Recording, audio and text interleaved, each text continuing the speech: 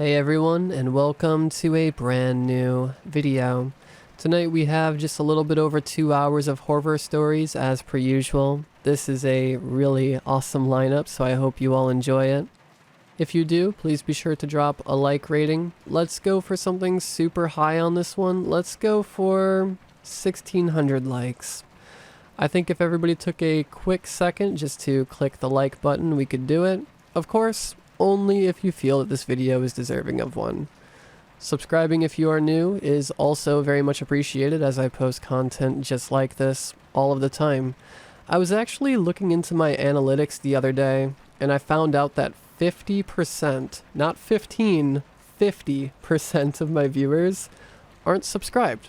So if you do enjoy this content and you find yourself coming back from time to time, feel free to subscribe. Like I said, I post content just like this all of the time. And I love what I do, and of course, I really love seeing the funny number go up. Anyway, sit back, relax, grab a coffee, pack a bowl, whatever it is that you do to relax, and let's get into the stories. Enjoy, and of course, as always, I hope you all have a great night.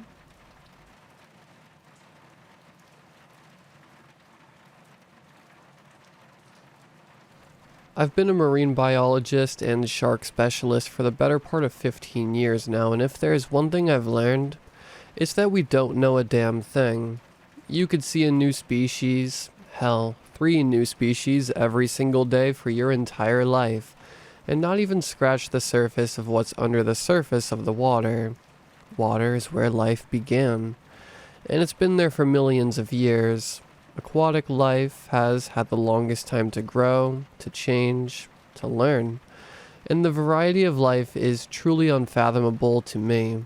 To think that we, as a footnote in evolution, actually believe that we know anything about the creatures that live underwater is sheer stupidity and hubris. Nothing made this clearer to me than what I experienced 3 nights ago. My crew and I took a research vessel out into the Pacific just after sundown, looking for the elusive oceanic white-tip shark. These beautiful creatures tend to be loners of the deep, and due to this, we don't know a whole lot about them. What we do know is that they spend their days stalking the vast, open ocean, often riding the area where cold water meets warm, and since they tend to spend their days in open water, food is very scarce. So, whenever a meal is available, they tend to make a beeline for it with aggressive determination. The mission I had planned was a very special one. I had a theory that oceanic white tips weren't actually the loners everyone thought they were. My thinking was that they were actually highly sophisticated pack hunters, sending one main scout who would then signal to the group when a meal was found. This would conserve precious energy and also optimize every meal for the species as a whole. So my crew geared up and found the most empty spot we could to try testing this out. Upon arrival, we deployed 2 shark cages, one on either side of our boat, and then we started suiting up for our dive. The moon was nowhere to be found that night, the only source of light being the bright spotlights surrounding our ship. My dive partner Mike and I were all nerves as we got ready. "How are you feeling, brother?" Mike asked, zipping up his wetsuit and prepping his breathing apparatus. Even with the thick, insulated rubber of the suit, I was shivering as the chill night air hit me, and the water would only be colder. "I'm excited, man. You know, a lot of butterflies, but I'm ready to see some sharks," I said with a grin. "Hey, I got your back down there, all right? Your theory's strong and we got all night. We're all behind you," Mike reassured me. I gave him a grateful nod. A few minutes later, the crew EMT, Dave, made his way over to us as we finished getting ready. "All right, we're about all set here. Now, you guys know I've got to give you the spiel," he said. "Yes, Mom," I replied with a laugh. Dave rolled his eyes. "Down there, it's all going to be about communication, right? We're on radios at all times, so you keep us updated. You feel wrong, you feel any danger, you call me right away. I support you guys. This research you're doing is amazing. But we're also dealing with unpredictable apex predators. They have the advantage in the water, and it's dark. You keep your eyes peeled down there. We keep our eyes peeled up here, and we all stay safe. I say we pull the plug. We pull the plug, all right? He explained. Mike and I nodded our understanding. Yes, sir, Sailor Dave, sir. Mike saluted. Dave rolled his eyes again, but smirked. I looked at our chum people next. How are we looking, Jimmy? I asked. All good to go here. Ready on your mark. He responded. Cameras are rolling. We have all our gear ready. Any other questions? Yeah, can I get a little taste of that? Mike asked with a grin. A laugh rolled through the ship, releasing some of the tension that had been building in the air. Oh, great idea. We gotta get that calorie intake before the big dive. I joked. There he is. See? Cody's game. Garson, we'll take 2 of your smelliest servings. Mike called with a slap on my shoulder. The laughter really helped. Alright, smartass. Just get in the damn water, Jimmy said. With everything set, Mike and I gave each other one last nod, strapping on our face masks, and then we jumped into the freezing black abyss. The sensation of diving into freezing cold ocean water is one that is nearly impossible to describe. My entire body stiffened as every single muscle constricted, tensing in shock from the absolute cold. Every nerve stung with a freezing burn before fading away into a numb hum from head to toe. It took the sound of the radio to pull me back to myself. How are we looking? Mike called over comms. All good here, I answered. Alright guys, bring the noise. Let's get this party started. With that, the crew got to work, slapping the surface of the water with oars to stimulate the movements of struggling fish.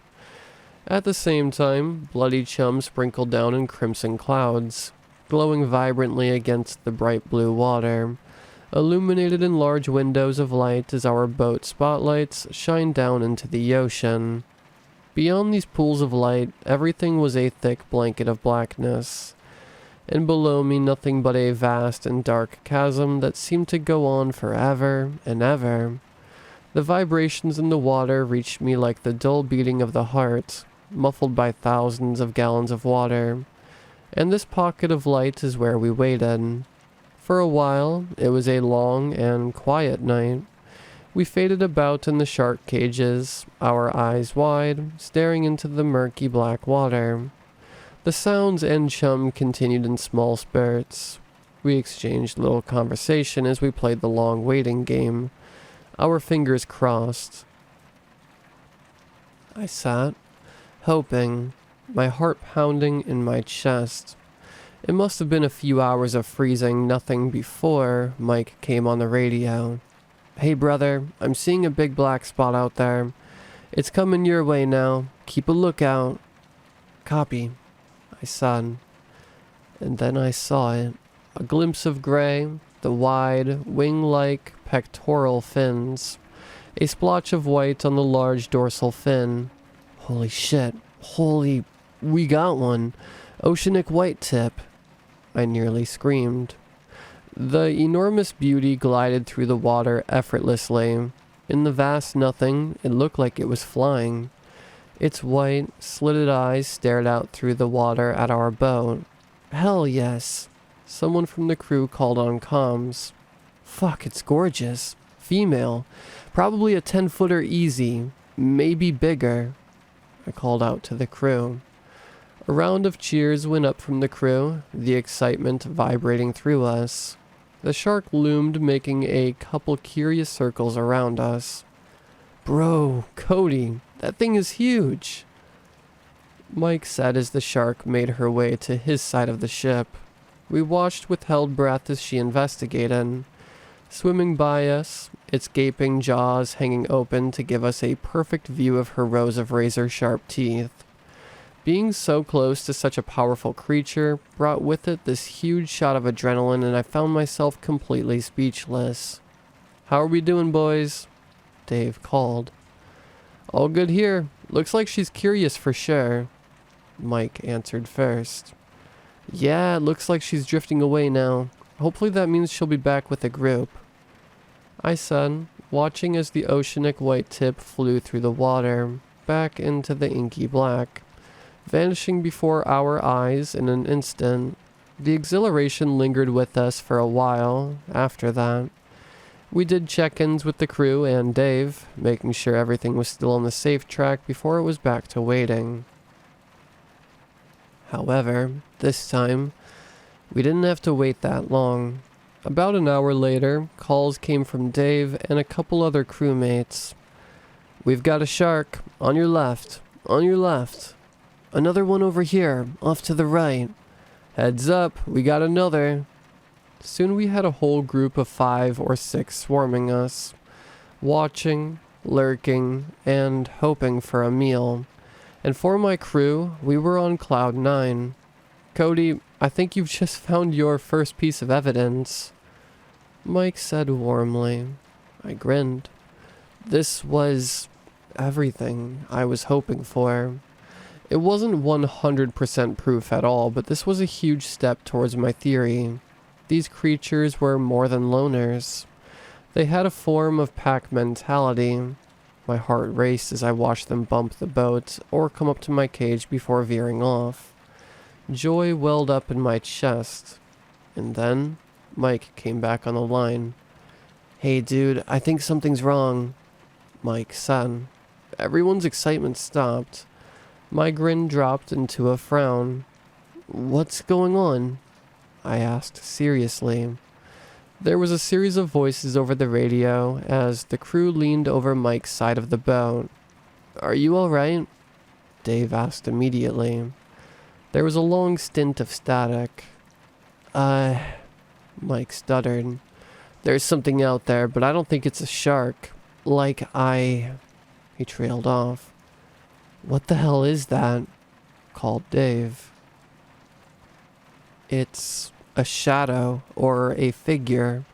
I can't make out any features," Jimmy said. My heart started to pick up pace.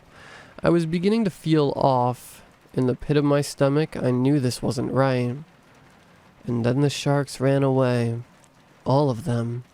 I watched as each shark jolted to life, swishing their tails rapidly, flying away into the dark as fast as they could. They made my heart nearly stop. That didn't happen. Not like this. Not all at once and with such speed. This wasn't just a few sharks being shocked by an unexpected noise or movement. This was an act of fear. One minute, there were 6 large, hungry apex predators. And then there was nothing. What the fuck? I said to myself. The terror that bubbled in my chest took my breath away. I tried to radio, but no speech would leave my mouth. What could do that? Never in the years I'd been diving with sharks had I ever seen a reaction like that. Never. I've never seen one shark run away from something with such fervor, let alone a group. This wasn't just wrong. This was very bad. "Mike, what do you see?" Dave asked. "We can only see shadows up here. You have to communicate, man. We talked about this." "Mike?" I finally spoke. Nothing. Static came over the line as if he was pressing the button, but unable to utter a word. "Mike, answer me right now or I'm pulling the plug," Dave said firmly. "You guys are sure it's not another shark?" I asked stupidly, knowing that couldn't be the case. "No, this thing is big. Like, it's moving with the current of the water. This big black shape. I can't make out anything," Jimmy responded. I craned my neck, trying to gaze through the dark depths to catch a glimpse, but I couldn't. "Guys?" Mike finally called out to us. "Mike, what the fuck is going on?" I yelled. It's like this big mass. I can't... Holy shit. Mike's voice was shaking. He was scared. What is it? It's looking at me. What is? I screamed. Fuck. I think it's smiling at me. Mike nearly whispered. I shifted in my shark cage. My heart felt like it was about to burst. The fact that I was alone in the infinite depths and I couldn't see anything only made the whole experience worse. I looked around wildly, as if I was instinctively searching for any sign of danger or help, but I only saw cold steel and black water. That's it. I'm pulling the plug. Reel in his cage. We're getting out of here. Dave stated. His voice was completely drowned out by the staticky sounds of Mike's screams over the radio. Although I was on the other side of the boat, I felt the movement of water, rapid and violent. My cage shook back and forth, throwing me sluggishly from side to side with the displaced ocean. I attempted to steady myself, but with little success. After one particularly aggressive jolt, my left arm crashed into the walls of the cage. I felt a snap, a stinging, aching pain, and then numbness. Screams went up from all of the comms and everything went up into chaos. Get him out! Get him out! Dave shouted, fear now touching his own voice. I saw blood, so much blood. It flew with the currents in deep red clouds passing over me. Mike's blood. My stomach roiled as everything continued to violently shake. Jesus Christ, shouted Jimmy. Get Cody, get him, Dave ordered. I felt the crew desperately trying to reel in my cage. I couldn't see anything. It was all a blur of sea, night, and blood. A corner abruptly jerked to the left and my head hit one of the metal bars at full force. Stars filled my vision. Hands dipped into the water, barely missing me multiple times with all of the movement. More screaming. No, stay away from the edge. I heard Dave again. A splash.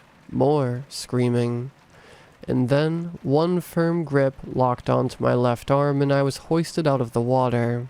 I let out a shriek of agony at the pain in my arm as I spilled out into the boat, nearly getting trampled by the quickly moving crew. I ripped off my mask and vomited, adding to all the water, blood, and other viscera that painted the floor. Everything was slipping all over the place. My head spun. Cody's in. I heard Jimmy yell. Get out of here. Go. Go. Dave screamed. The boat lurched forward and we took off. The world around me started to fade as I stared out at the bloody pool where Mike and other crew members' body pieces floated. I saw it. A shadow in the water. Featureless. Terrifying beyond all belief. I tried to speak, to think, to do anything, but my world shifted into darkness and I passed out. When I came to, I was in a hospital bed, and that's where I've stayed the last 3 days, staring at the ceiling while simultaneously feeling relieved and surprised to find that I was still alive. It turns out I broke my left arm in 2 places, and I have a pretty bad concussion. The memories of the whole thing have been coming back to me slowly in terrifying flashes. Mike Allen's body wasn't able to be recovered, nor were crewmates Heather Nolan and Paul Webb. I heard that Jimmy had a really bad cut on his leg and chest, and had been in and out of surgery since I've been here. The rest of the crew have stopped by to visit me a few times. Dave was kind enough to drop off my laptop so I can sit here, painstakingly typing this all out with my right hand so I don't go crazy. I have no idea what was out there, lurking in the blackness like a living shadow, and honestly, I don't think I want to. I've never seen sharks run for their lives like that before, but there's a creature out there that scares them. Whatever scares sharks is still down there waiting below the depths. I can't say if I'll ever be able to go back into the water, but I do know one thing. One image has very clearly returned to me from the entire experience. I couldn't make out many features of the shadow, but I saw, as we retreated that night, I looked directly at it, and it was smiling at me.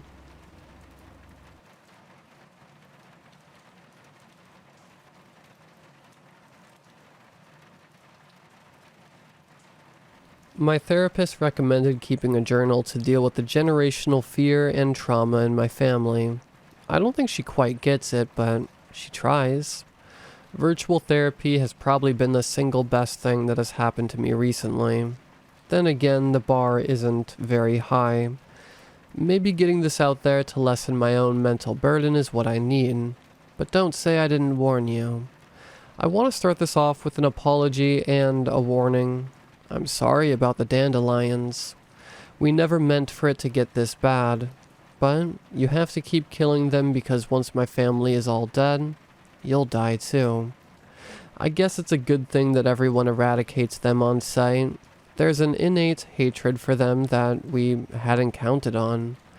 Every time I walk by someone launching an intense attack, it warms the cockles of my heart. And I get it.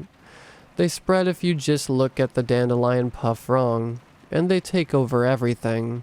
They're tenacious, grow everywhere, and are frustrating to kill. It's just alarming to me because I know where they're coming from. I really should start from the beginning, but I don't actually know the real story. It sounds like a bedtime story to others, but it has been a cautionary tale for generations. It's been in my family lore for so long that I don't think I cannot believe.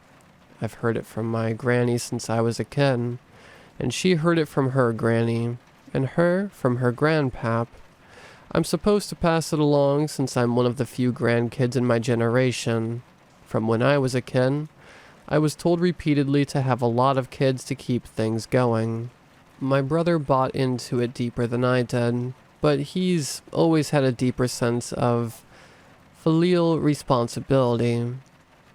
It was always just a story, until it wasn't. I'm just so tired and so afraid of what's out there. Living in fear is not a good life for anyone. I've been on the run for so long that I don't even know where home is anymore. It's irresponsible of me to have kids and subject them to this. I watched my older brother and his kids move from town to town constantly until my sister-in-law put her foot down. It's not a stable home life for them. My sister-in-law nearly left him after the fourth move in as many years without an explanation. She had a full meltdown where we finally told her. I nearly kicked his ass for not telling her when they were engaged. What kind of person doesn't tell someone that they're marrying into a cursed family? One that's been hunted down by some sort of dandelion-loving primordial entity, and once we're all dead, it's going to start killing everyone. They compromised. He found a job as a traveling consultant, and she kept the kids in one place. In the desert of all places. I guess it makes sense, because as tenacious as those dandelions are, they don't do as well where there's no water. She can keep up with the yard work with the help of some very handsomely paid landscapers. The kids stay in one place, and my brother is still married. Where was I? Sorry, I get sidetracked a lot. Blame some undiagnosed problem for it on top of my trauma. I never stuck around school long enough for someone to realize that I have problems. Except that there are problems in my family. I'm smart enough. Definitely scrappy enough to survive. As far as problems go, getting a little sidetracked isn't the worst. Oh, right. The thing that comes when the dandelions hit critical mass. We don't have a real name for it. One of my more nature-loving aunties called it some sort of nature goddess, but I know better.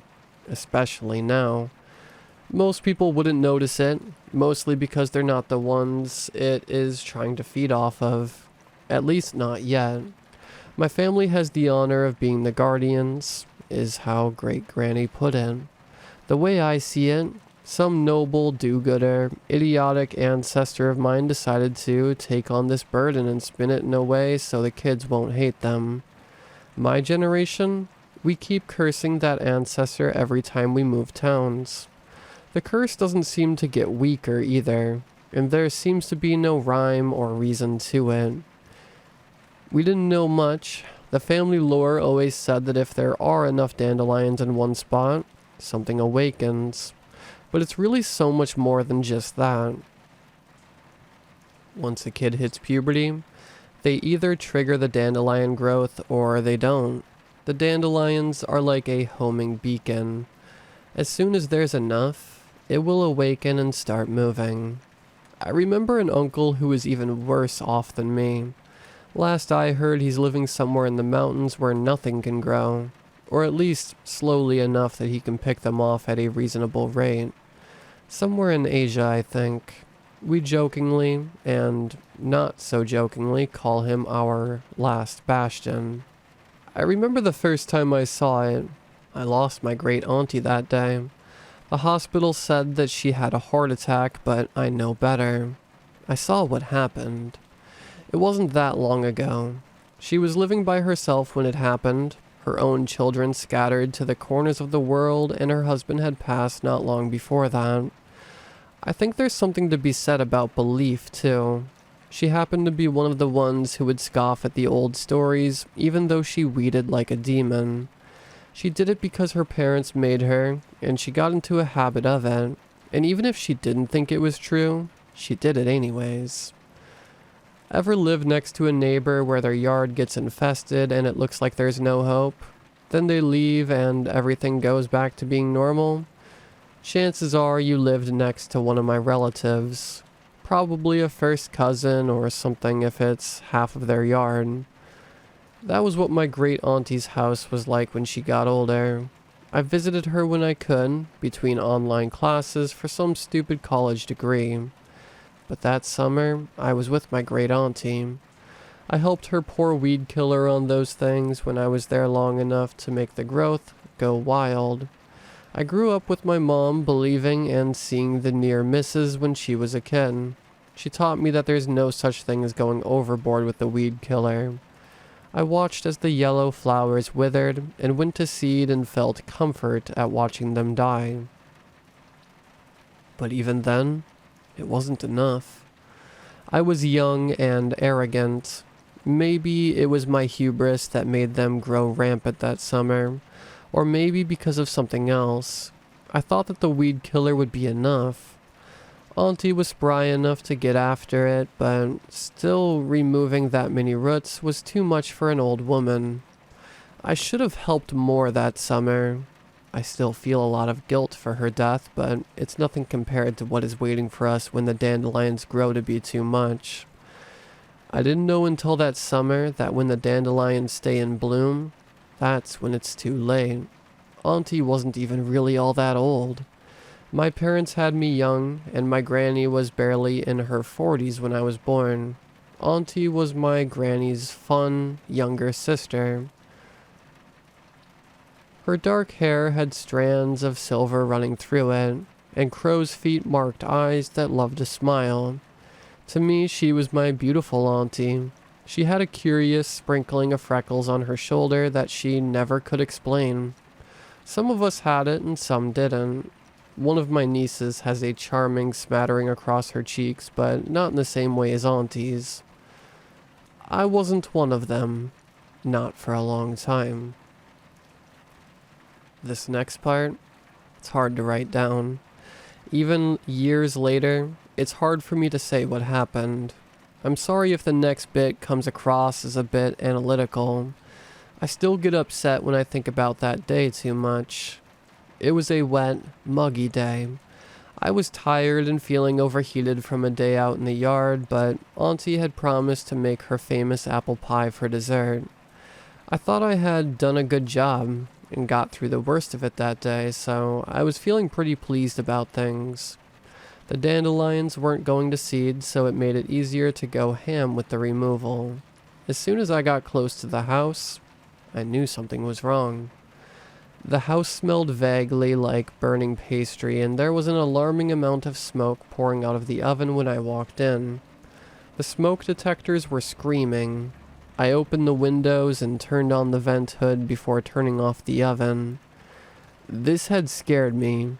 Auntie was usually very diligent about her baking and never left the kitchen when she had something in the oven. I called for her. Her house wasn't very large, since it was only her now. There was enough room for the occasional guest, but it didn't take long to walk through. She wasn't in the house. Her house was small, but her property was larger. Much larger than any one of us would have liked. When Great Uncle was still alive, he had to use a sit-down mower to get everything. He died 2 years ago, though, which is why us grandkids rotated through to help her. At that point, I was still hoping for the best. Auntie had fruit trees in the other corner. I went there hoping to find her picking apples or pears so I could yell at her for being so careless and frightening me. Have you ever had the skin prickle so much that it shocked you? That's what it felt like when I got close to her tiny orchard. It was so sudden that my blood ran cold. I remember this distinctly because I had been so uncomfortable earlier in the day. There was the heavy promise of rain later in the evening, but the humidity was at critical mass for most of the day.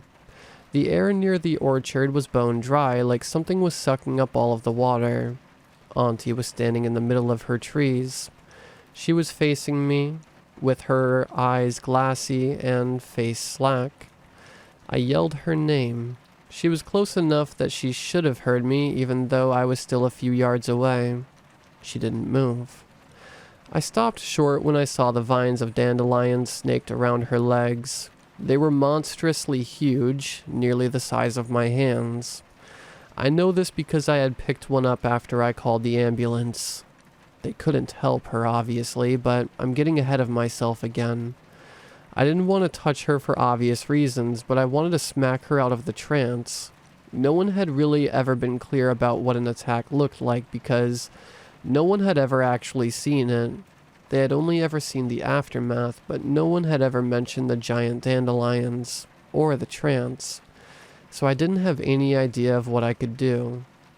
So, of course, I did what any frightened, sensible person did. I picked up a fallen branch and started yelling obscenities while swinging it about. The air in front of me darkened swiftly, forming a shape that honestly wasn't much larger than me. I couldn't see a distinct shape, but its arm was clear enough when it wrapped around the other side of the stick, and a leg kicked me in the chest, hard enough that I stumbled backwards and fell. When I looked up, the shape had become solid enough that I saw a face I had only seen in photos. It was my twice-removed great-grandfather. He died in his 30s, right before his third kid was born. Except for the eyes. His eyes were hollow and empty of any intelligent thought. I looked like him, or at least a younger, feminine version of him, without the freckles sprinkled across his right cheek. That was something I was always told when I was growing up. It was one thing to always be told that you look like an old ancestor, but it's another to be compared to one who has the last documented victim. I never liked mirrors once I was old enough to understand the implications. My superstitious family never really warmed up to me because of that, so I guess there's some lingering resentment that was unique to me. I wasn't really musing on those thoughts in the moment because all I could think about was how to save Auntie and how much my chest hurt from that kick. It leaned forward, tilting its head in a curious manner that reminded me of a dog. The hair on my neck prickled as I scrambled backwards, until my back hit a tree. It followed me as I moved backwards, its features starting to blend and shift in a disturbing way, shifting to be more feminine and older. The familiar crow's feet from thousands of smiles creased the corners as it took on my beloved Auntie's face. The curious starburst freckles faded from the right cheek and reappeared on its shoulder. At the same time, it wasn't her face. There was an energy about her that was both timeless and vibrant. There was a hint of hungry malevolence as the blank eyes stared at me intensely. Auntie was still standing beyond it. Her face grew even more slack as her skin aged, and she physically shrank. It was taking her life energy. Its hand briefly stroked my cheek before straightening and turning. My skin burned where it touched me. I remember pleading with it to not take her. I was screaming and crying for it to take me. I didn't notice it at the time, but the dandelions had vined around me to keep me in place as I struggled to stand. But it didn't. It moved towards Auntie with this unearthly, inhuman grace and touched her shoulder. Her body collapsed in a heap, looking far, far older than her previously youthful 60 years. It only said one thing to me. I still remember it so clearly years later. It is not your turn yet. It disappeared after that. The muggy heat returned in a rush, and the vines that had bound me withered and crumpled. I knew it was too late for her, but I still called an ambulance. I was hurting too, so I went with them to the hospital. I was bruised and did my best to explain it away with some BS. That she was helping me with the apple gathering when she collapsed in the heat, and I fell trying to get to help her. I know the EMTs didn't believe me, but the lack of marks on her and the bruises on me sold the story. My extended family grieved separately once word got around. If I had been shunned before for looking like a victim, I was shunned even more for being there when Auntie died. Shunned for seeing it and living. I guess that brings us to where I am now. Still grieving, still traumatized, still running. I haven't been back to her house in years, and I haven't seen my family in so long. My nieces and nephews only know my voice. I can never stop running now. I know this, and I see it when the dandelions are allowed to grow around me. I'm marked with the same sunburst, freckle pattern. It's on my cheek from where it touched me. It was a burn, and it should have scarred, but it didn't. I see it when I catch glimpses of it in the mirror. If I don't stop running, I'm next. And whatever took my auntie's face will take mine too. That is my burden. And I'm sorry that you have to know now too.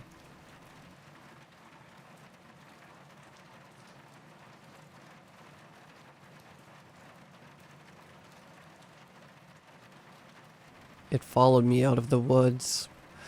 I keep it trapped in my crawl space. It looked like Bill. It talked like Bill. It's not Bill. The sinking feeling of being watched came over me on a routine hike, but I ignored it. It happens sometimes. It's best to keep a steady pace. When the feeling of being watched curdled into the feeling of being followed, I calmly turned back. A feeling is just a feeling until it cries out loud. Hey! A wail emanated from the surrounding trees. My heart jumped, but I ignored the urge to sprint. When I cleared the tree line, the wail turned into a painful moan. I turned around. Beyond the ash branches, I could just make out a figure shambling down the trail. "Are you okay?" I yelled out. "Yeah." It patted its chest. "Bill." It limped into the clearing and fell on all fours. It let out another painful moan as its body contorted into a disjointed crawl. I squared off reflexively and shuffled backward. When it broke into a gallop, I bolted for my truck. The sound of hooves closed in behind me. I felt its breath on my neck just before it knocked me off my feet.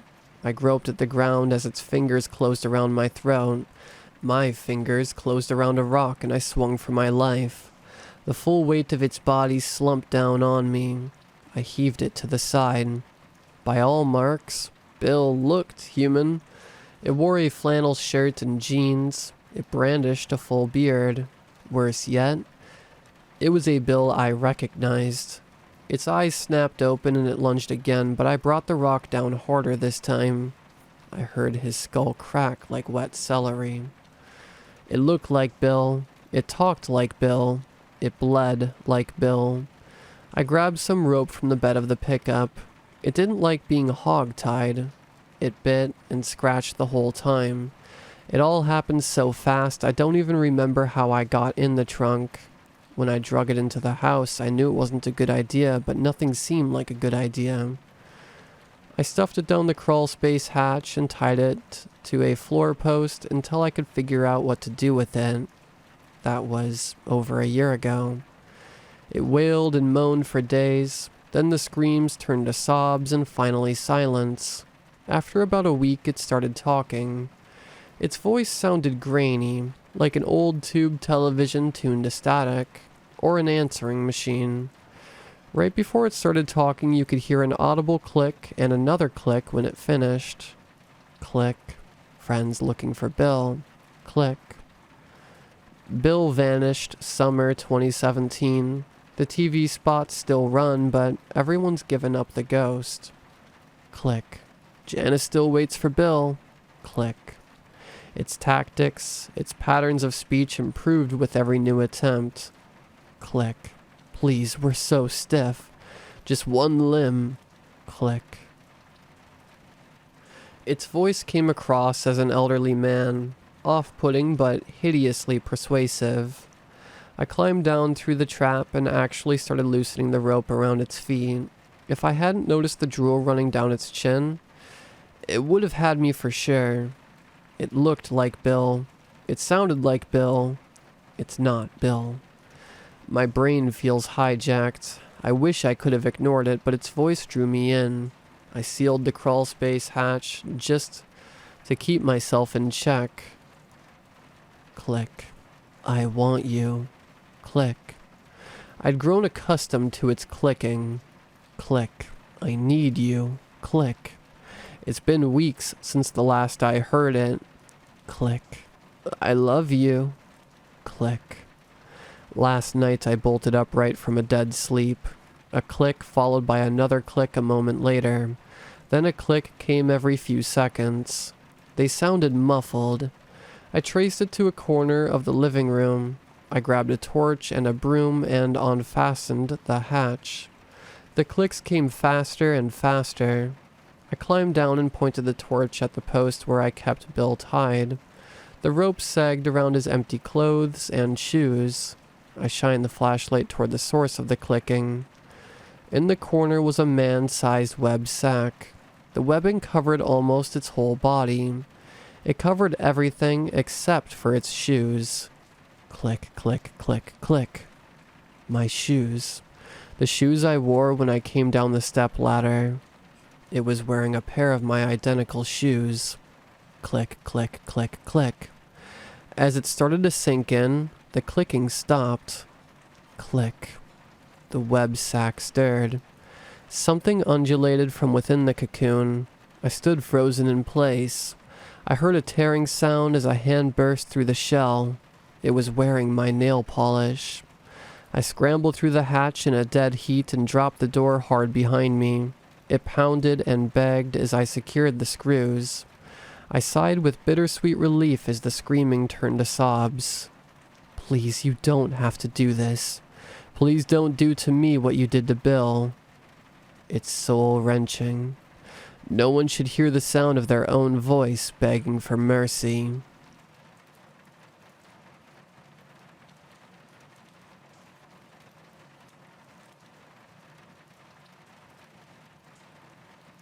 I grew up in a rich suburb of Massachusetts in the late 50s.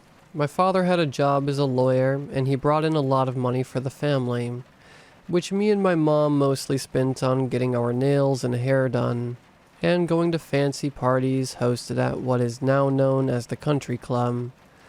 We were living luxurious, and I couldn't have been happier.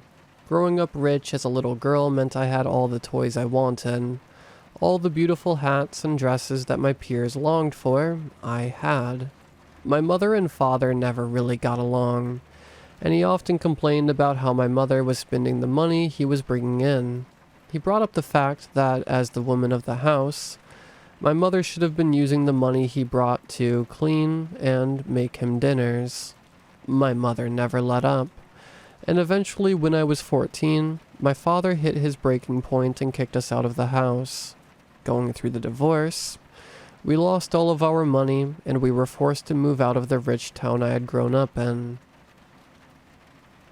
My mother bought a house and moved us to a small beach town in Maine called Brock. The moment we stepped into the town, the entire atmosphere changed and my body was overcome by melancholy. The town was painted shades of gray and rain poured from the sky. A sense of gloom and sadness hung over the town. And even the kids my age were dull and acted as though the life had been completely drained out of them. My mother worked as a journalist for the local paper, and she was always busy trying to keep us afloat. I spent the whole summer on my own, on my old rusted bike that my mother bought for dirt cheap from some local store. I had no friends, and the only way I could enjoy my time, even a little bit, was to go to the library every day. I would always choose the same chair, the red armchair in the back right corner that smelled of must and mildew. I'd sit in that chair and draw every day from open to close, 10 a.m. to 7 p.m. Next to my chair there was a little door with caution tape all over it. Curiosity ate away at my brain like maggots, but I never opened the door. I never opened the door until August 4th, 1962. My mother and I had had a horrible fight the night before, which ended in me saying that I hated her and I hoped she'd die so I could live with my dad again. I never knew I'd regret saying that my entire life. The next morning I biked to the library as usual, and this time I decided I was going to open that door. The library was never busy, so it was almost too easy. When I pried the door open, I was greeted by a staircase and a low light glimmering at the end. I should have turned back there. I should have gone home and apologized to my mother, but I was a kid. Curiosity overcame me. I walked down the staircase and into the light. I was met with a room made entirely of cobblestone. It reeked of death, and the sadness I felt in that room was the strangest feeling of my life, and it still is to this day. It was like I couldn't even breathe. In the middle of the room was a huge golden chest, one that looked like it had been used by pirates sometime in history.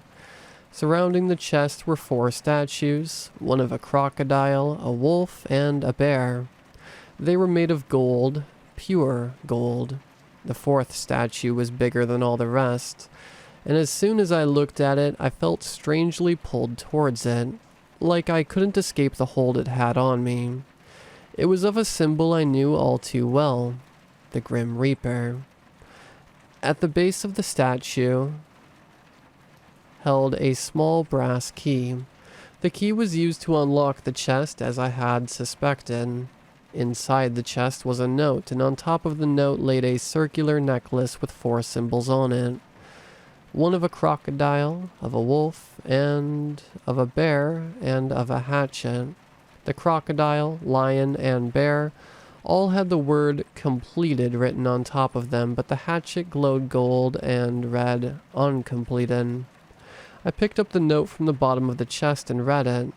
Even all these years later, I still remember exactly what it said. No one can complete the 4th level. No one can. We tried, we tried, we tried, we tried, we tried. I laughed a little to myself in disbelief. This had to be some elaborate prank on me. I pressed down on the hatchet symbol. As soon as I pressed it, I knew this was not a prank. The room shook and glowed golden, and a huge figure rose up from inside the chest. I closed my eyes tight. I remember the feeling of fear that overtook me. I remember feeling each breath as it came and went. My heart thudding in my chest, the feeling of sadness I had felt before only growing bigger. Then it all went still. When I opened my eyes, I was at an empty beach, golden sands under my feet, and the most beautiful water you've ever seen. Everything was so calm, I felt at peace. Ahead of me stood a tall man in all black, a mask covering his entire face and a crooked top hat on top of his head. He took his mask down, revealing only his eyes.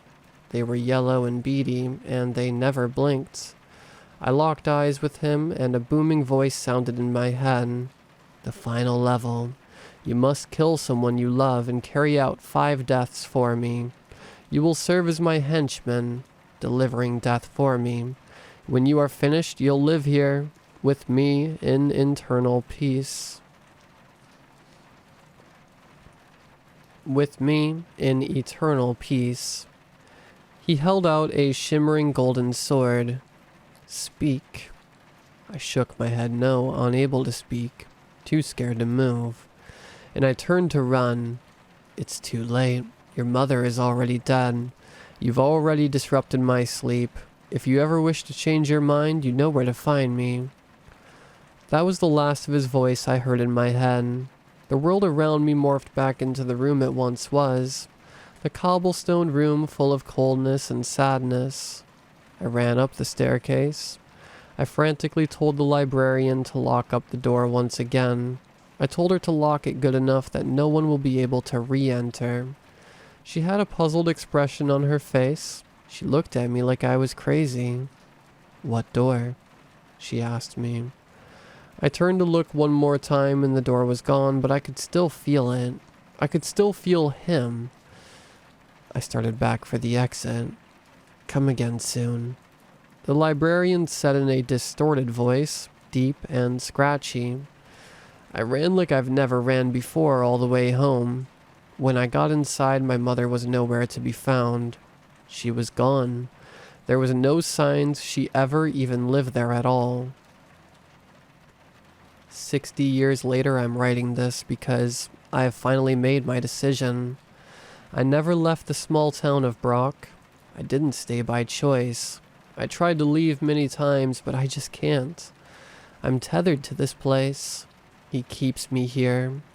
I've never been happy since that day in August. I always feel the same feeling of melancholy I did when I was in that cobblestone room. I felt it my whole life since that day. I had a husband. I got pregnant with him and had a stillbirth. We tried for children many other times and they all ended the same way. Miscarriage. After the 4th child, my husband took himself out. I tried to follow him, but I can't. I tried to take myself out on multiple occasions, but they never worked. He wants me alive. I've made my decision. I know there is no hope of a happy life for me. As soon as I publish this, I'm going to go. I'm going to go back to the library. I'm going to live eternal peace. Because as he said, I know where to find him.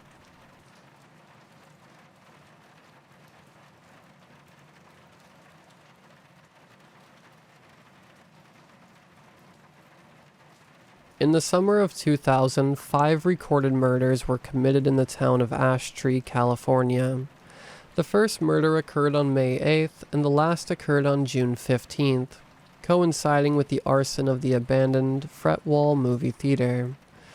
Due to the unusual condition of the victims' bodies, the killer has been nicknamed the Ash Tree Butcher. Despite the shocking nature of the crimes, it received little national media coverage due to the ongoing election cycle. No arrests have ever been made relating to the murders, and the killer's identity has so far remained a mystery. The following documents have been compiled in an effort to shed some light on these crimes, and to determine the true nature of the killer. Newspaper clipping from the Ash Tree Journal, May 9th, 2000. Local biologist murdered in home. Professor Gerald Jacobs, biologist and lecturer at the Ash Tree Community College, was found dead in his home on May 8th. Witnesses claimed that they heard screaming at around 1 a.m., which quickly ceased. However, it wasn't until the sound of glass breaking at 2:26 a.m. that the police were called. Jacobs was dead by the time officers arrived on scene. Professor Jacobs' neighbor, Nicole Min, said, I'd heard the scream first, but didn't really think anything of it. Once I heard the window smash, I went outside to take a look and see what was going on. I didn't get out in time to see much, just a flash of movement headed down the road. I feel so guilty. I wish I'd called 911 sooner. I just assumed he had gotten angry or something. I had no idea he was in danger. According to police, Jacob's body has had most internal organs removed and all blood drained, evidently through a hole cut in the abdomen. No fingerprints have been found on the scene. No signs of a break-in were found, though a window was broken by the murderer in order to escape. Detective Murray Brown of the Ash Tree Police Department said, "We think this murder may be occult motivated. The almost complete removal of bodily fluids and organs suggests this was done for ritualistic purposes. Unless new evidence is found to contradict this hypothesis, we will continue to pursue this avenue of investigation." Transcript of a 911 call by Joshua Rodriguez, May 14th, 2000. Operator: 911, what's your emergency? Rodriguez: Yeah, hi, I think there is someone trying to break into my house. I didn't get a close look, but I saw movement outside, and I heard some pounding at my door. Alright, sir. Please remain calm. What is your address? I'm at 1645 Wells Court in Ash Tree. Please get here as soon as you can. An officer is on the way, sir. Please remain calm. Have you checked that all the doors and windows to your house are locked? I think so. Give me a second. I'm going to go double check. There are a few seconds of silence as Joshua moves through his house, checking doors and windows. Okay, I think every door and window is locked. Sir, are you okay? He's looking at me through the window. Can you describe the man you are seeing, sir? I can't tell. He's too far away to see clearly without my glasses. I just see his eyes. They're reflecting in the light. There's something wrong, though, damn it. They're way too bright, like a deer's eyes or something. Alright, sir. Can you back away slowly and get to a room without windows?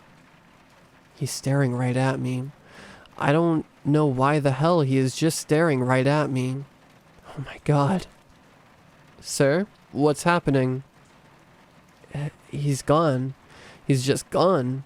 1 second I could see those eyes and they were gone. Okay, sir.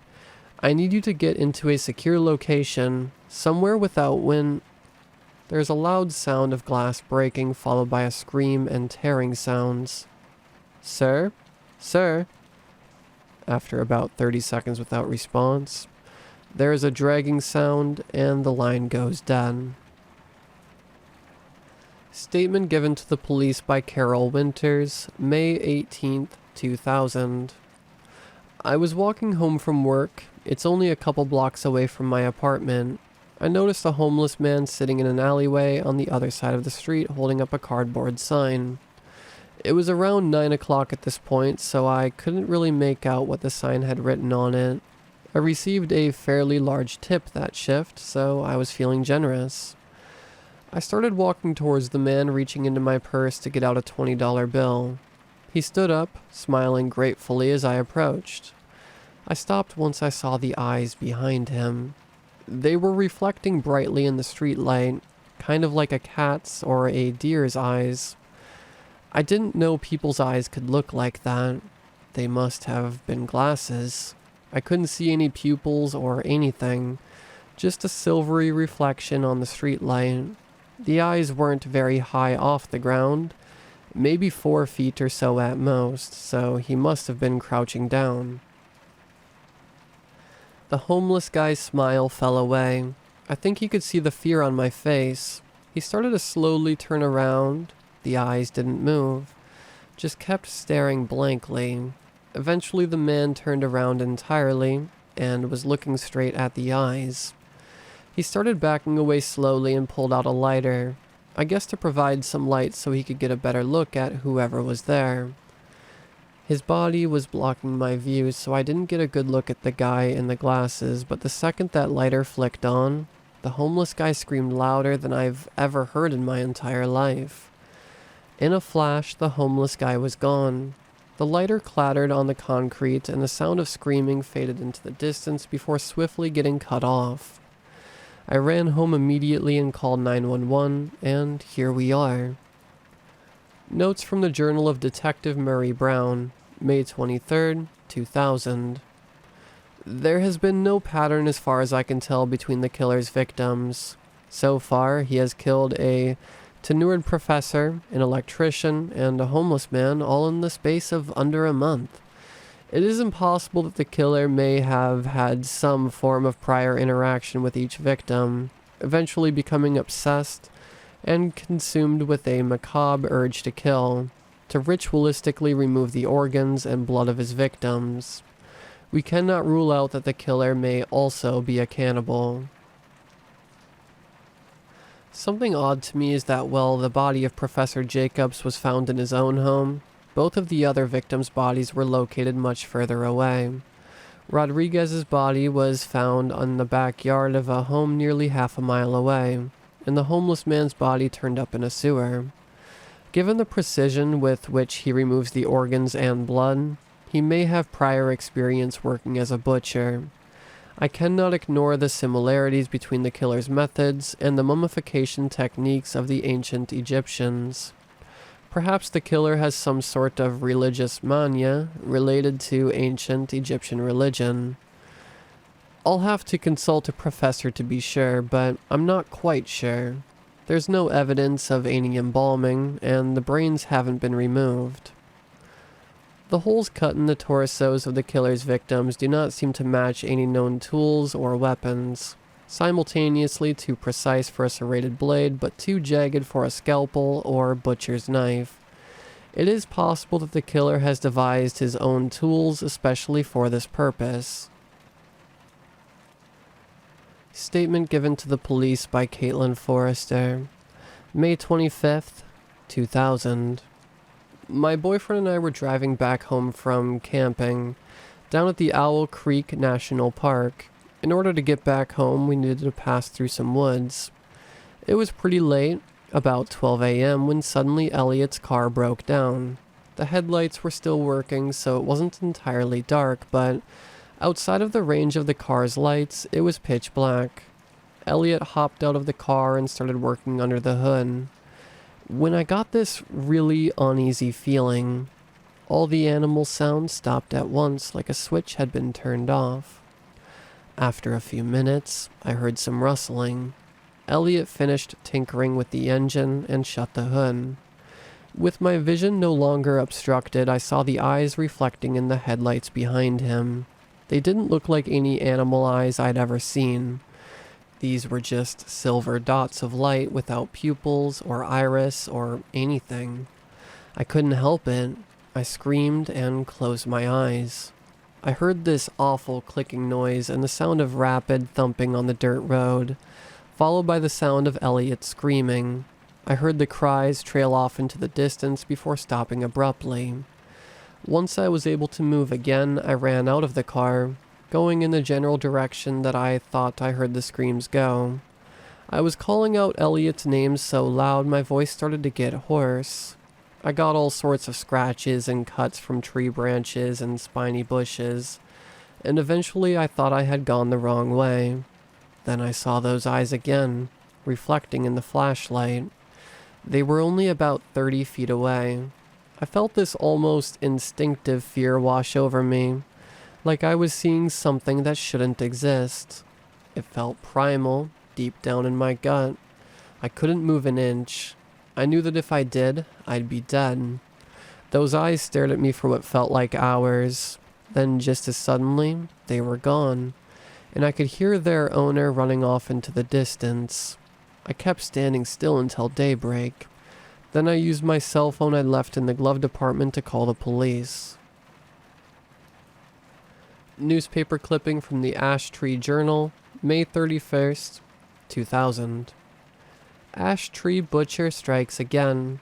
Teenager Elliot Hirsch, reported missing on May 25th, has been found dead in the woods on the outskirts of Ashtree. Like the previous 3 victims, Hirsch's organs and blood were removed from his body through a hole in the abdomen. In addition to Hirsch, the corpses of 4 deer and a mountain lion were found within the area, all in similar condition. It's not uncommon for serial killers to start with animals, says Detective Murray Brown. But a mountain lion? That's new. I've never seen anything like this in 2 decades of policing. Notes from the Journal of Detective Murray Brown, June 2nd, 2000. I'll be honest, I don't know what to think anymore. The attacks seem so random. The only things the victims have in common is that they have nothing in common. The animal killings bother me also. Sure, I told the press that he killed animals to start with, but the boys at the lab told me these killings must have occurred after the murder of Professor Jacobs. I have no idea how the bastard subdued a mountain lion, especially since there is no sign of a bullet wound or anything like that. Just that same damn hole and the same missing entrails and blood. Maybe he just killed them because he wasn't able to get a human victim. But I don't buy that. There's just something off. Something I'm missing. It also bothers me that we haven't found any of the missing organs or blood. Sure, maybe he's hiding the organs somewhere in some sort of lair. Or maybe the sick freak eats them. But it just doesn't seem to make sense. I'm going to look through some of the evidence from the Jacobs crime scene. I've got a feeling the answers are there. Excerpts from the Journal of Professor Gerald Jacobs. Hypothesis: R. rabida specimens injected with the synthetic gene ARF23 will show improved respiratory ability, resulting in increased stamina and metabolism. Procedure: 3R rabida specimens will be injected with ARF23, while another 3R rabida specimens will not receive any treatment. Subjects will be observed for any difference in behavior. Day 1. The test group has been injected with ARF23, while the control group has not. No immediate change in behavior noted after approximately 2 hours of observation. Day 5. The test group so far shows significantly more activity than the control group, including increased hunting behavior, possible sign of increased metabolism due to hunger. Day 7. The test group have all undergone molts, while the control group has not. Possible coincidence, but unusual as all R. rabida specimens were thought to be fully grown. Day 12. Test group has molted again. Subjects are noticeably larger than in typical for R. rabida. I have decided to decrease interval between feedings, as their increased size and metabolism necessitates more frequent meals.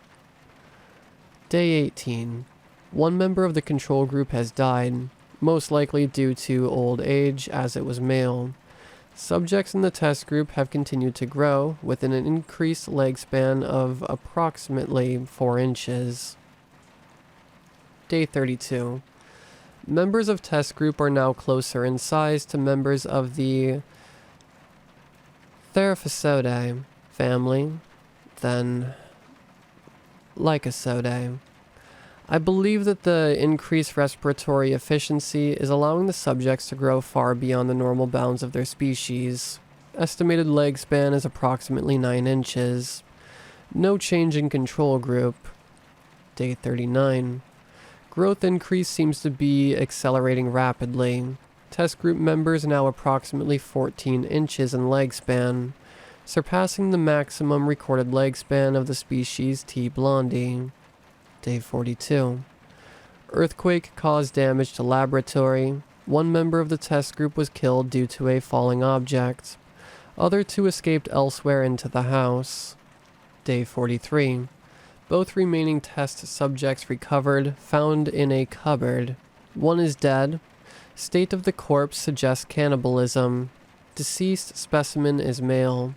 Surviving subject appears to be female and has a leg span of approximately 16 inches. Day 78. All members of control group deceased due to old age. Sole surviving test subject is approximately 37 inches in leg span.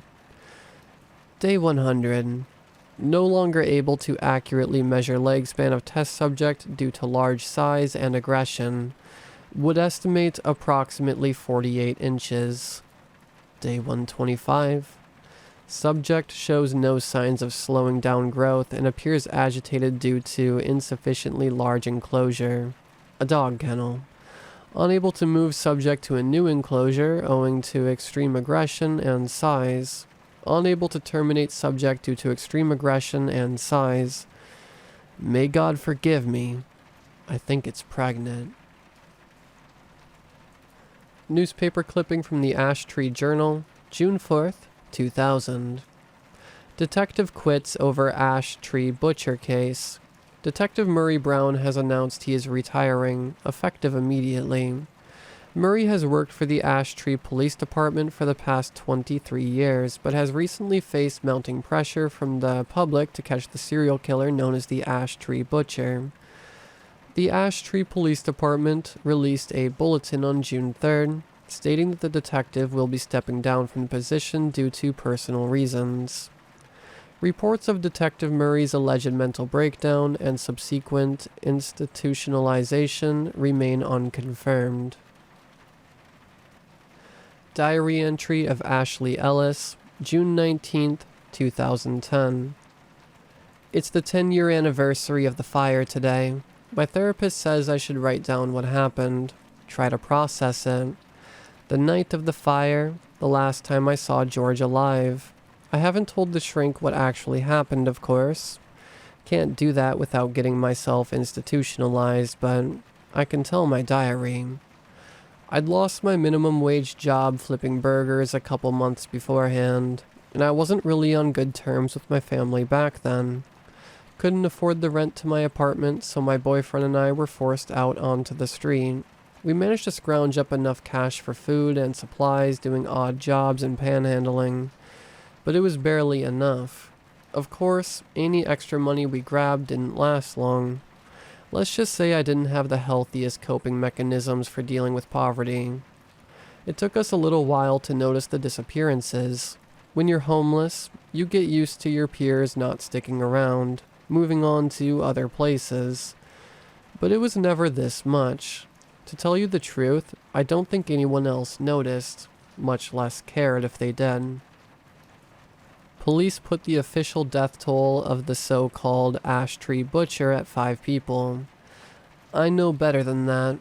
I bet the bodies were just somewhere the police didn't check, or that they just didn't care enough about a couple homeless people to report it. I think they didn't want to panic the public. It was getting dark and we needed a place to stay. With the killer around, cops had gotten a bit more intrusive in our usual haunts. We decided to hole up in the old Fretwell movie theater. I figured that place was so ancient nobody else would be there. It had been abandoned since the 50s, so most people viewed it as a death trap. George and I hauled ourselves over the fence surrounding the property, ignoring the faded "no trespassing" sign. Someone had already removed the boards from the door, and it was even slightly ajar. Right away, once we stepped inside, something felt different. I felt watched, almost hunted. I asked George if he felt anything, but he said no, confused as to why I was asking. We moved further into the old theater and I tried to shake off the feeling, but the hairs on the back of my neck wouldn't go back down. Walking through an abandoned place can be a surreal experience, one that had been abandoned almost 50 years ago, doubly so. You feel like you're on another world, or in a dream. There is a tragic beauty to them, of places that once teemed with life reduced to a corpse-like shell. We meandered through the moldering lobby, using cheap flashlights to illuminate our surroundings. We reached the auditorium itself, marveling at the crumbling screen which dominated the room. We decided to rest there for the night and got out our blankets, hoping for uninterrupted sleep. There was no such luck. I woke up late in the night, probably sometime around midnight if I had to guess. George was gone. I figured he'd most likely wandered off to answer the call of nature, but after about 20 minutes, I started to get worried. I started searching the building, periodically calling out for him, but to no avail. The stalls in both bathrooms were long vacant. The manager's office was empty, and even the janitor's closet remained unoccupied. Eventually, after yelling my throat hoarse, I noticed the door to the projection booth was wide open. I paused for a moment, staring at the yawning black abyss before me, the feeling of being watched multiplying 1,000-fold. I mustered up all my courage and began my way up the staircase into the booth. As I made my way up the stairs, I could hear strange noises, like dry leaves blowing in the breeze. I shone my flashlight into the booth and saw a nightmare. The first thing I could see were the eyes. Huge luminous orbs the size of baseballs boring into my very soul. They had no pupil, just silver circles devoid of soul or mercy. I felt hypnotized, paralyzed with fear. Then it moved, and my mind started to process the rest of it. 8 spindly, hairy legs like bristly tree branches rotated the bulbous body to face me. Its head was stained with blood and viscera, clattering, clicking together like a chef sharpening 2 knives on each other. I could see venom and ichor dripping from its fangs. Crawling all over its bulbous abdomen were dozens, if not hundreds of rat-sized spiderlings, their eyes too reflecting the light of my flashlight. It was all I could do to avoid fainting, to keep my mind from retreating into oblivion for my own sanity's sake. Its 8 eyes stared hungrily, the 2 largest still reflecting like tiny moons in the dim light. My mind raced as I tried to think of what to do, how to survive. It was only then that I noticed George's body lying on the floor. Seeing him laying there snapped my mind into focus and made me understand what I had to do. Neither George nor I could afford a gun, or a taser, or even pepper spray, but we'd found that potential muggers would back down fairly quickly if you sprayed ignited hairspray at them. This monster straight out of hell itself certainly wasn't any mugger, but I felt confident its reaction would be similar. I dropped my flashlight, reaching for a small can of hairspray and my lighter. I flicked down on the spark wheel and pressed hard on the valve of the can, causing a jet of flame to spray towards the arachnid abomination. As I hoped, it scuttled backwards, stumbling over some old film cans. However, my plan worked too well. The fire ignited the ancient nitrate film reels, which were piled on the floor, burning bright and hot. I was nearly blinded as I watched the spider and its children begin to burn, their carapaces blackening in all the consuming heat. Dropping the hairspray and lighter, I dragged George's body down the stairs, hoping against hope that he was still alive, that he could be saved. I should have realized from how easy it was to carry that drained, eviscerated carcass that there was no chance for him. I sat there clutching a desiccated corpse on the sidewalk as I watched the theater go up in flames. When I blubbered what I saw to the firefighters, they assumed I'd suffered hallucinations due to the burning cellulose nitrate's toxic smoke. I was given a light sentence for the arson. I guess the jury was grateful that I'd killed the ash tree butcher, though the fire burned too hot to recover a body. I served my time and managed to get some support from family after I was released from prison. I guess they felt sorry for me. All things considered, since that night things have been going okay for me. I have a job, I have an apartment, I have a life. Sure, the nightmares suck, but at least I'm alive. There is something else. Something that lingers in the back of my mind to this day. While the fire burned the old Fretwell movie theater to the ground, I could have sworn I saw something through the smoke and ash. It was hard to make out, and maybe I was just hallucinating, but I thought I saw some small, rat-sized shapes scurrying off into the darkness, their tiny eyes reflecting the light of the flames.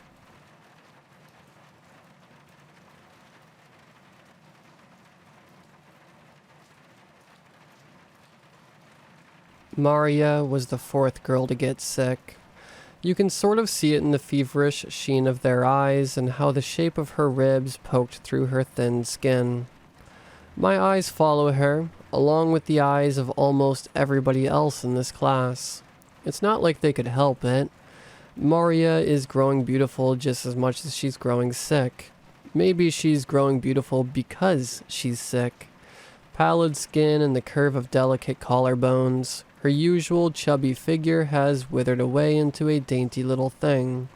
Her face looked tiny under that mane of glossy curls, like the hair was sapping nutrients from her body in order to grow lush and dark. Maria finished whatever conversation she was having with the girl behind her and turned back to face the front. My gaze followed her until I'm only staring at the back of her head. Absent-mindedly, I slipped the beaded bracelet off of my wrist and brought it to my lips. My teeth clicked against the black orbs that were strung into the bracelet. Mrs. Farrow was saying something, and then everyone started moving about. Suddenly the quiet classroom became the rustling of papers, the hum of conversation, and the sound of chairs sliding on the floor as they were pushed back. With a start, I realized the bell has been ringing for a while now. Everyone was already moving, standing up, gathering their collection of notebooks and pencil bags from the table as they got ready to leave the classroom. The ringing of the bell stops, and the hum of conversation fills the space. I quickly scoot my chair back and gather my things to head off to my next class. There must have been something special about my lunch, because they're staring at me like it was feeding time at the zoo. An incoming headache made itself known in the form of a dull throb right in the back of my right eye socket. I signed and prodded at my food with the white plastic spork. Look, that's May, the freak without a tongue. Really? What happened to her? I heard that it was an accident. Something about playing with scissors as a kid. Seriously? I heard it was her mom that did it. You know, her real one. The one that went crazy. Every single year, a new wave of students arrive and the rumors start afresh.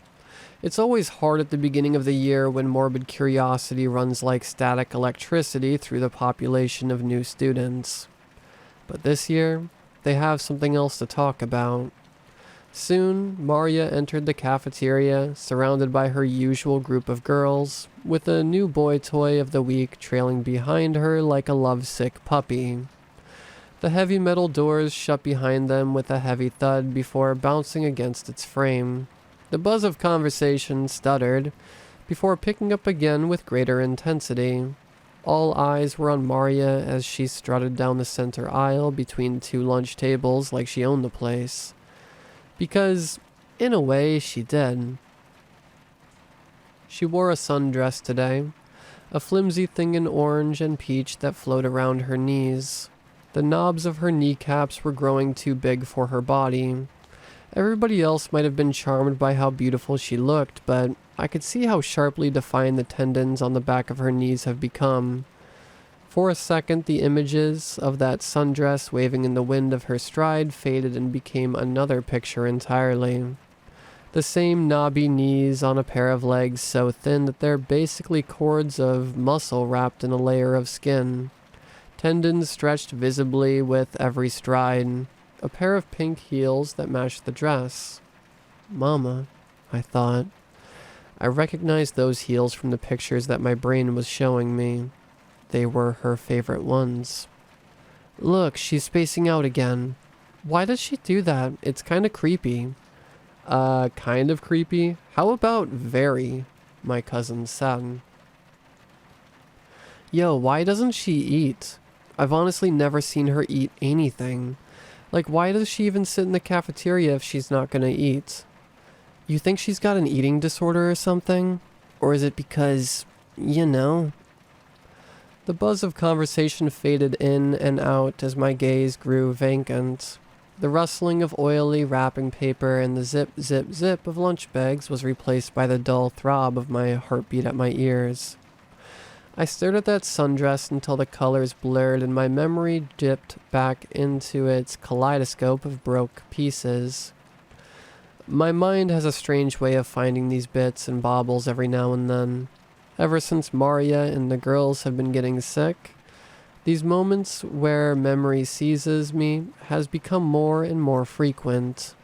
Even as I sat there, chewing absent-mindedly on my bracelet, the sound of Mama's shrill voice filled my head until my skull felt like it would crack. Why are you doing this to me? Am I not good enough? Please, Mama's voice sobbed. I stared out at the bright color of her pink stiletto heels as she tottered like a distressed damsel, but nobody came to save her. Somewhere, a door shut with a final snap. Mama kept on screeching and throwing stuff. I felt the warmth of small arms around my middle, and the fuzzy toddler curls around my hands. That must be my sister. I knew that my mama wasn't a happy woman before she passed away, but I haven't had a trip this bad for as long as I could remember. I schooled my expression and forced myself to look down. If memory is a moving picture, then mine was scattered by a messy hand that sent bits and pieces flying out in every direction. And now the pieces float back, bubbling to the surface to show their hideous faces before finally settling into the picture I'm trying to construct. I could feel the presence of the pill bottle sitting on the side of pocket of my backpack, taunting me with the relief that they offered. I was about to reach for them when I felt a gaze boring my upper back. I turned, with great difficulty and swearing under my breath at the sudden bout of dizziness. And my eyes met Maria's. It was just a quick glance on her part, but there was something in her expression that I couldn't read. Her gaze flicked to my bracelet, before flitting away and back to her boy toy. I looked down at my bracelet. It sat there, hanging innocently from my wrist as I once again wondered about what is wrong with Maria. I saw the other four in English class. They all walked in at that final ring of the bell, so light on their feet that I had the urge to see if they're actually standing on the ground as they pressed my desk. They look even worse than Maria in my opinion. Sarah, Leanne, Jody, and Paige. The four of them were an absolute nightmare to me when we started high school together.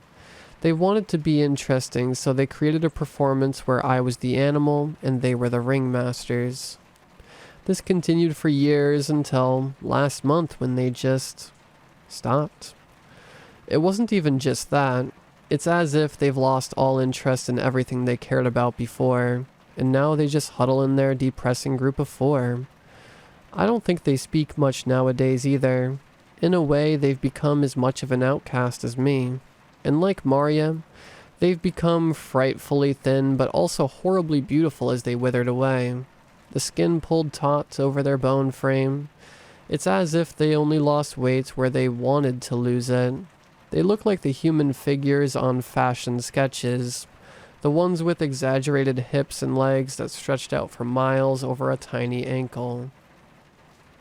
With each passing day, they appear less and less natural, as if some unseen hand has been pinching away pieces of them that are imperfect. I glanced at Sarah's sunken cheeks before returning my gaze to the blackboard. Out of the corner of my eye, I caught Leanne slumped over like a rag doll that someone just slammed down onto her desk. Her arm flopped lifelessly onto the table. The skin on her arms seems almost translucent. Is she okay? But nobody said or did anything. So I just looked at the white chalk letters on the blackboard and tried to tune out the faint sound of Mama screaming. Our English teacher, Mr. Brooke, is really young, so he still tries to remain relevant, as he likes to put it. That meant participation in controversial debates, whether we liked it or not. Today, it's Macbeth and the nature of greed. I sat there dumbly and only let half of what I hear filter through my brain. Halfway through the class, Maria came in. She didn't have anything with her. No books, no binders, not even the small black purse that she carried with her everywhere. I guess she must have looked really awful because Mr. Brooke didn't even say anything.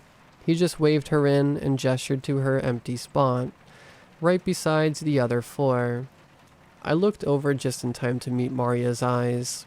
There was something simultaneously hungry and vulnerable sitting in the dark pools of her eyes.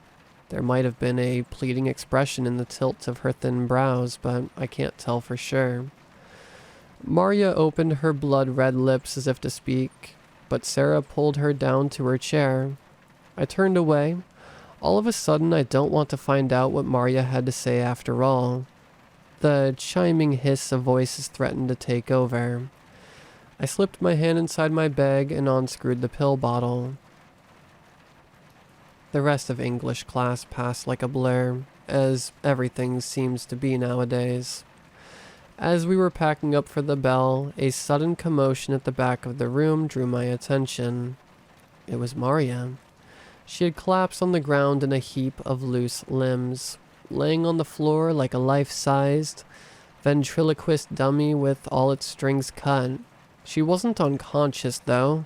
Her eyeballs were rolling wildly in their sockets, and for a moment, I thought she was going to foam at her mouth from how rabid she looked. Mr. Brooke was nowhere to be found. A dull stab of pain invaded the back of my eye socket. It's probably the pills. I always got a headache after taking them. Sarah and the rest of the four girls hoisted her up like she weighed nothing. She probably didn't, to be honest. And with whispers of, "Well, take her to the nurse's office," they left, dragging Maria with them. As they passed my seat, though, Maria's met my eyes for a final time. I snapped my eyes down and started stuffing my things into my bag. "Help me," was what she mouthed, as she was being carried out. It wasn't the first time she had asked for help, either. "Please, you have to help. You did this to me." Maria's voice echoed in my mind. I had no idea what she meant. How was I responsible for whatever decisions she made?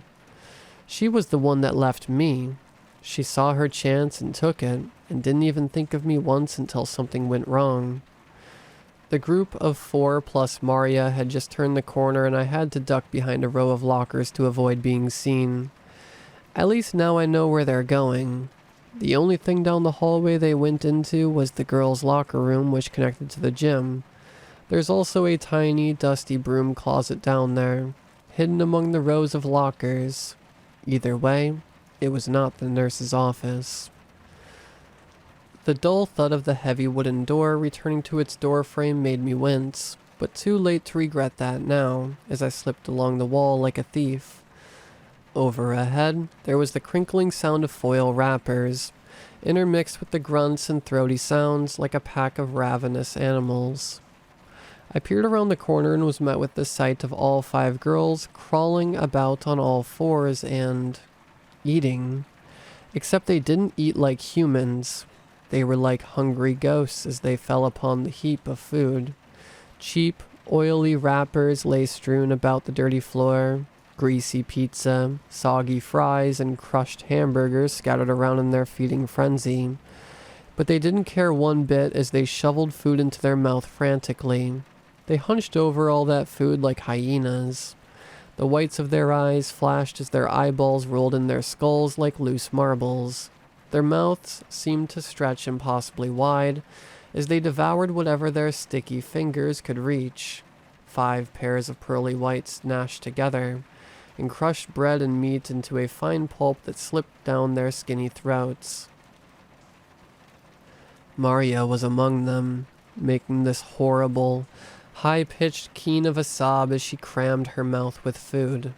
Miraculously, none of them had noticed me standing here watching them, but from such a close vantage point, I could see that Maria was crying. Tears and mascara and snot ran down her face even as she filled her mouth with bite after bite of the sandwich that she clutched with both hands. Mayonnaise oozed through her fingers. She looked like she was being force-fed, except it was her own hand cramming food into her mouth faster than she could chew. My eyes found Sarah, the pretty brunette bruising her knees on the tile floor of the girls' change room, scrabbling and fighting with the other girls for fries that have been smeared on the ground. The corners of her lips have grown chapped and began to bleed from being stretched so wide. The skin over her jaw rippled, as if there were worms crawling along the flesh underneath. My head felt like it was being split open by a steak. Reality blurred before my eyes, and all of a sudden my nose was filled with the scent of Mama's flowery perfume and the sour smell of her sweat. It's as if a switch has been flipped in my mind. The key to the Pandora's box of my memories finally clicked into place, and the rush of it all coming back to me was followed by excruciating pain. I clutched my head in my hands as dark spots appeared in my vision. Mama started fitting in her fancy dresses again. She was humming a song to my sister as she held a silver dress to her new, skinny body. I sat on the bed and watched the worm shape slither from one shoulder blade to another. The skin of her back gave way to the funny shapes. In my mind, I imagined a network of interconnected tunnels under her skin, the way the subway lies hidden underneath our city. I was scared of what I was seeing, but I was more scared of ruining Mama's good mood, so I didn't say anything. Mama putting on perfume after brushing her hair. It's her favorite one, so I know that she's going out with Baba again. But before she left, she gave me and my sister both kisses on the forehead the way she used to. Her eyes were bloodshot, and her collarbones were sticking out like someone drew the shadows there. Little pink pills that sat on Mama's palm like two little pearls, like the little pink pearls in Maria's tiny purse.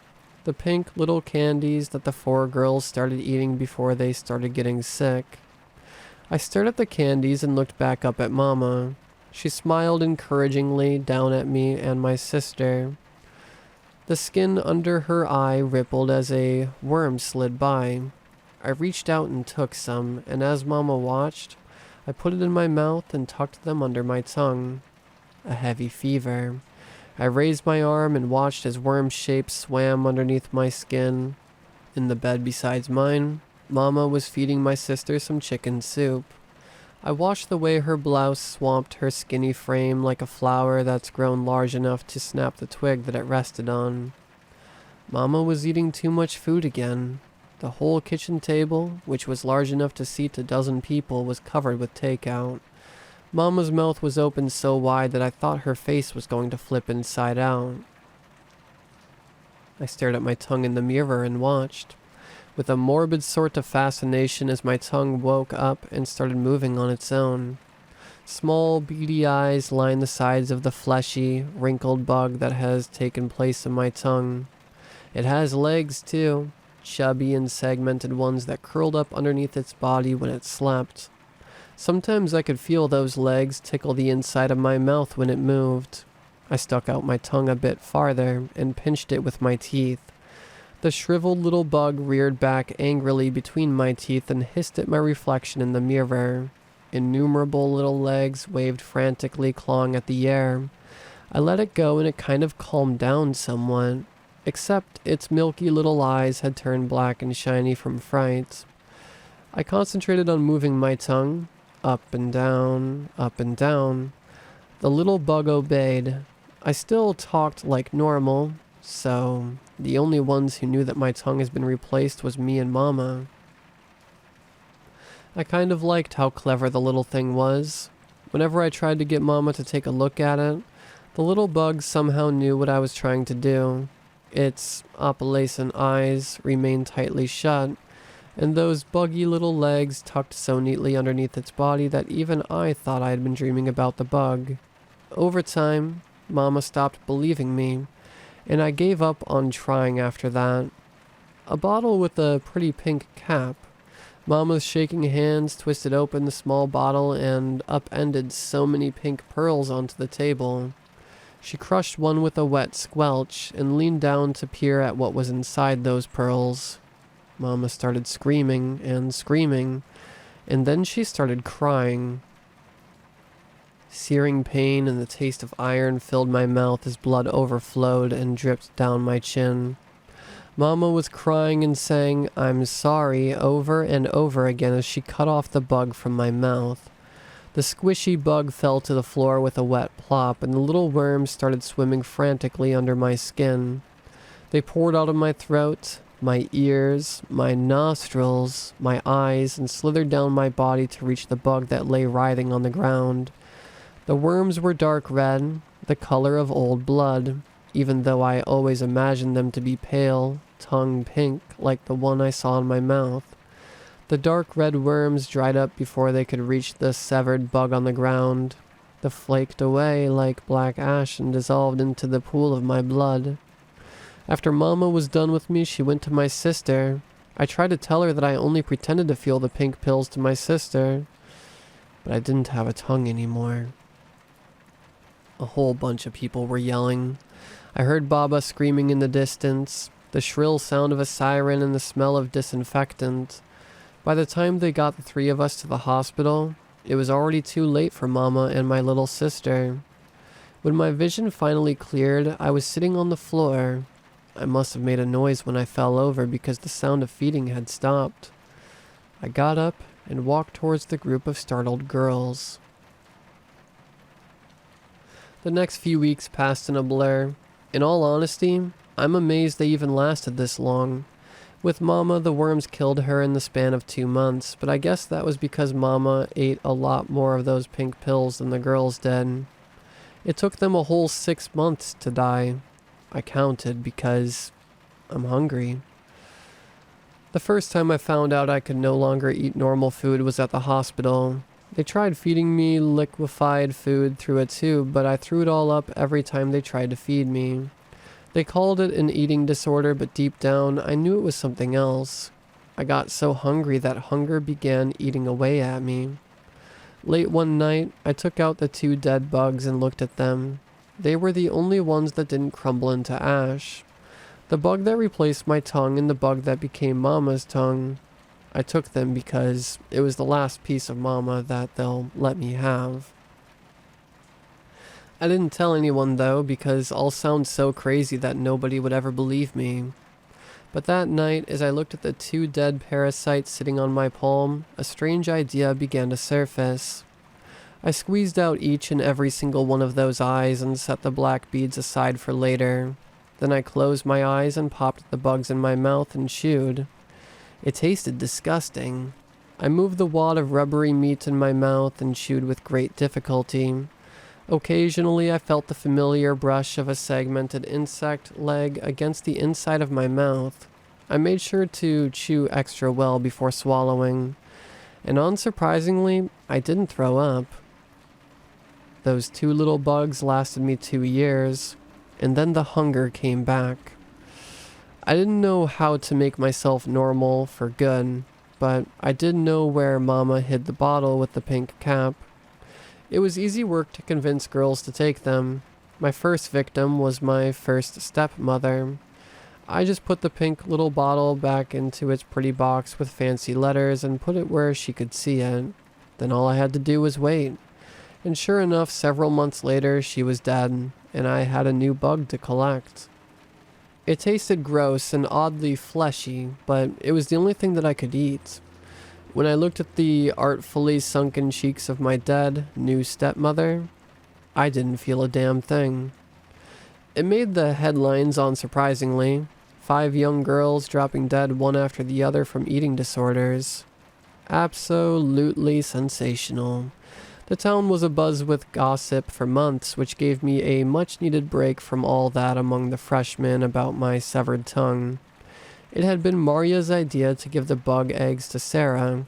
She had a thing against Sarah ever since Sarah betrayed her way back at the beginning of high school, blah blah blah. So I said yes because I was getting hungry. Up until now, I only collected one bug at a time, but surprisingly, Sarah was one of those girls that liked to share with her friends. And then Maria got curious about those pills too. And now I have 5 little bugs sitting on my palm with their beady eyes all black from fear or death or a combination of both. When I visited her grave last night, I looked at her beautiful, transformed face and I didn't feel a single thing. I looked at the 5 wrinkled little bugs on my dresser. What now? It'll be a waste of effort to plant more when I already have so many. So I pulled out my laptop and began to type. A long, lengthy letter to myself. About Mama. About the real reason she died. About my little sister. About Sarah, Jody, Leanne, and Paige, and Maria. About my weird affliction. How normal food no longer nourishes my body. About how my memory disappears after I feed so that each and every time I do this, I get to rediscover my past. When I was done, I ate the little bugs one by one, picking out their eyes to save for later. I woke up to the sound of Baba knocking on my door, asking me if I needed a ride to school. I looked at my bedside table for the clock. There was no way I'll be able to make it to the bus stop on time, so I said yes, and started changing out my dirty clothes and rushing into the bathroom to brush my teeth. My wrist feels oddly empty, because the usual black bracelet I wore wasn't there. I was just about to panic when I saw the new necklace around the neck of my reflection in the mirror. I reached up and pinched a shiny black bead. I guess I must have found more of them last night. It still feels sort of weird to have nothing on my wrist, so I decided to put on a watch after. Breakfast was waffles and syrup. The smell of it was objectively nice, but it was greasy and nauseating to me. There was a Word file open on my computer, but I didn't have time to look at it too closely before I closed it and stuffed it into my backpack.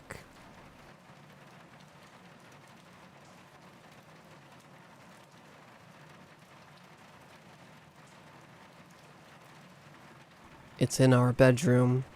My wife shakes me so hard I wake up with a sharp grunt. She's sitting bolt upright in bed. I turn my head towards her, my eyes wrinkled from sleep, my eyebrows knitted together from confusion. Her eyes are unblinking, terrified, transfixed on something at the foot of our bed. I sit up, blinking, my eyes adjusting to the early morning light, the white curtains hiding the promise of a beautiful clear summer's day. Then I see the thing at the foot of our bed. My wife and I remain frozen. At first I'm paralyzed, then my fear turns to anger and I motion to get out of bed. Suddenly, I'm petrified again from fright as I take a closer look at the thing. The figure is tall, lean, and lanky. It has the proportions of a large simian. Its long arms stretch all the way to the floor and its hands are dragged. These hands ended in 5 deadly claws with wicked sharp points. The thing's is dark as pitch, and I can't tell if it has dark skin or if it's made from a totally otherworldly substance. Its mouth is large and stretched into a horrific grin. Its jagged teeth are unnaturally white, and it bears them with a menacing glee. Its ears taper off into subtle points like that of an elf. It has long, straggly black hair that has clumped and caked together by some brown material I did not wish to think about. My brain is confused by this sight. I go blank. I thought it's a joke, but I can smell the thing. It has a smell that could not be produced by anything living, anything natural. I'm so utterly confused still. Something like this cannot exist, and how could it be? How is it here on some random summer morning, standing here in plain daylight? These kinds of things only happen at night. There have been no other signs, no strange, unexplained moving of objects, strange sounds, eerie smells, and cold patches. We have not read from any weird books, played with Ouija boards, or been cursed. But there it stands, grinning at us, not moving a single limb. It's simply not possible. I begin to shake. I move my hand toward my wife slowly. I do not break my gaze on the thing. I stare at its eyes. They are large, white, and milky. Dead. My breath comes out hard and fast. As I grab my wife, she jumps slightly but does not turn her head away from the thing. Her face is twisted with terror and white as snow. She trembles as she squeezes my hand so tight it goes numb and my fingers turn white. All I think about is getting away from the thing. I start to whisper to my wife, then the thing raises a long, thin claw to its lips, its grin swiftly changing to pursed lips. Shh. Its voice sounds slippery, slimy, and squelchy. It sounds like something as it's swallowed by a peat bog. I freeze. My heart freezes. My blood freezes. My wife is clenching so tight my hand feels like it's being crushed. I tug at her chin and gesture for her to follow me. Slowly and silently, eyes glued on the thing, we step out of bed, still in our summer pajamas. Strangely, I suddenly am more worried about being found dead in my Spider-Man pajamas than anything else. I chuckle hysterically at this random and inappropriate thought as we run barefoot from our bedroom. It's in the corridor. It's in the corridor. It's in the corridor now. It didn't make a sound. It stands at the entrance of the bathroom, just to our right as we exit the bedroom. I turn back to our bedroom. It's gone. It has moved. Without walking or scuttling or running, it can travel from place to place without needing to move. Does that mean there is just one of them? My heart was beating so fast I felt dizzy. The grip I had on my wife is now more desperate. There is no avoiding it. We have to run right by this thing to get to the front door.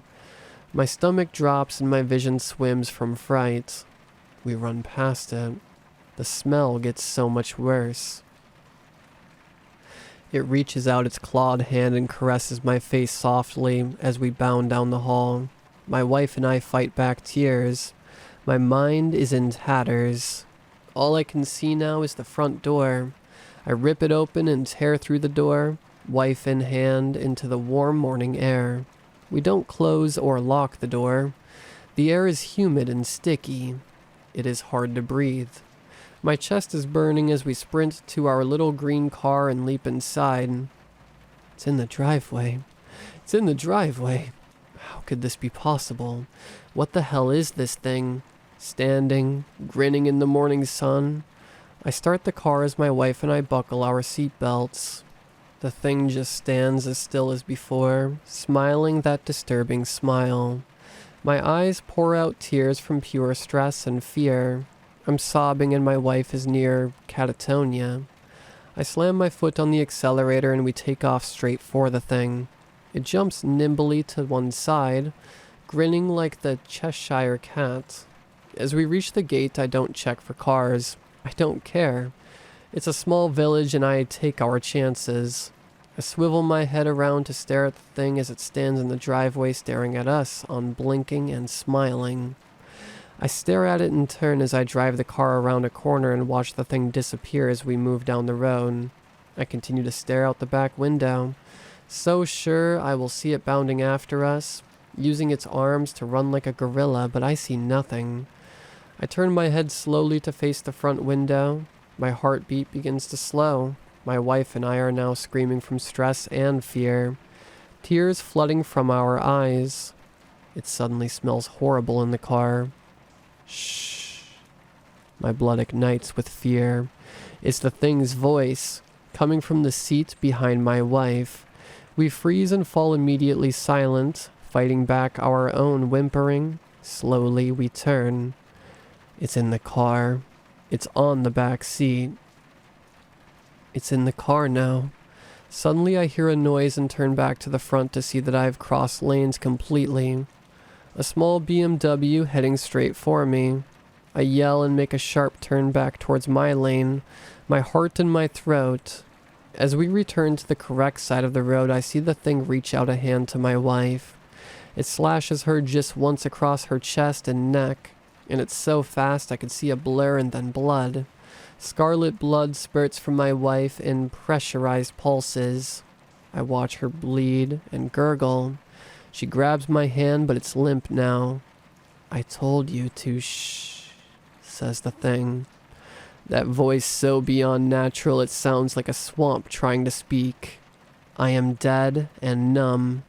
I can't contain myself. I veer the car towards a cliff. We fly off of it and into a precipice. The thing just grins. The cops don't believe me. I have survived the crash. My wife is dead and they think it was me. I lie and tell them a wild animal got in the car, killed my wife, and forced me off the road. They shake their heads. Suddenly there's a bang. A car outside the hospital has backfired. Momentarily distracted by this, I steal one of the cops' guns. I am alone. It's nighttime now. I see it outside the hospital. It stands and grins up at me. I cock the gun. It's in my room. It's here.